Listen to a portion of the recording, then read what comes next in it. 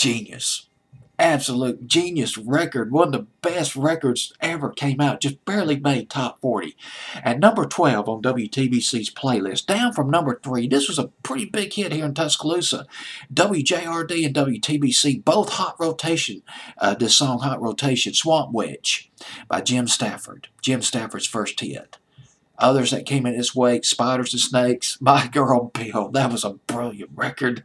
It was tongue-in-cheek.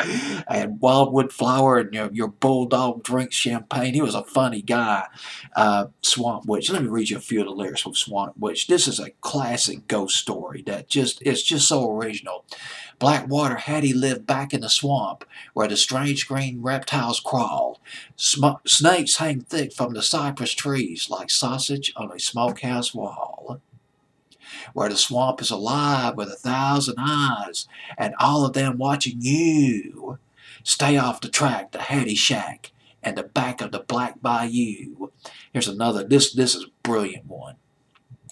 Some say the plague was brought by Hattie, but some say the plague was brought by Hattie. There was talk of a hanging too, but the talk got shackled by the howls and the cackles from the boughs of the Black Bayou. The rhyme scheme, the ghost story. There's not that many ghost stories that make it into the top 40. You get beyond, it's just nice to get beyond all the cliches of the love songs and the lovey-dovey, snuggy-up tunes and all that, and you get in some great songs like this, the ghost stories. Another song that comes to mind, another ghost story you might remember, Dickie Lee, Lori. I think Lori, Strange Things Happen, 1965. Swamp Witch by Jim Stafford, produced by a guy named Roland Kent Lavoie, a.k.a. Lobo. And these guys go back. Jim Stafford and Lobo, they've known each other for quite some time. They go back to high school. They went to high school together in Tallahassee, Florida. Jim Stafford was a grade behind Lobo. The way Lobo described it was he was a quiet guy. Jim Stafford was quiet.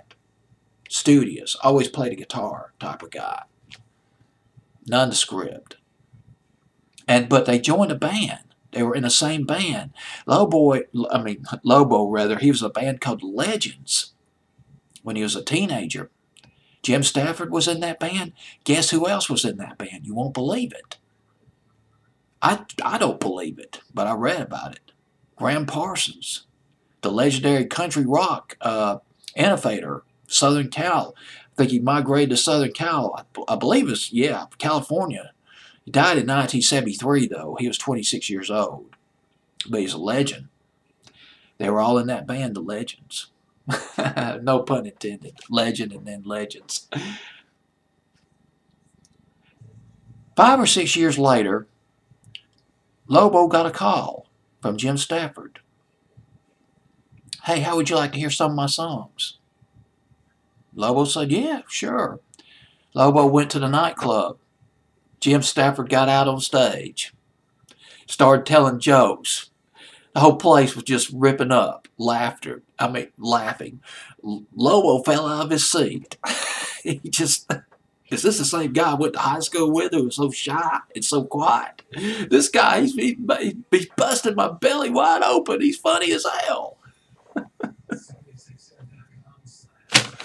So there it is. Not a humorous song, Swamp Witch, but then the ones that came after, though, showcased the comedic, or the comedy side. Jim Stafford, Spiders and Snakes, and oh gosh, My Girl Bill. I highly recommend that one if you haven't heard that song. This is Swamp Witch, about a ghost who put a plague on the town. Jim Stafford. Number 12, TBC survey, July 18th, 1973.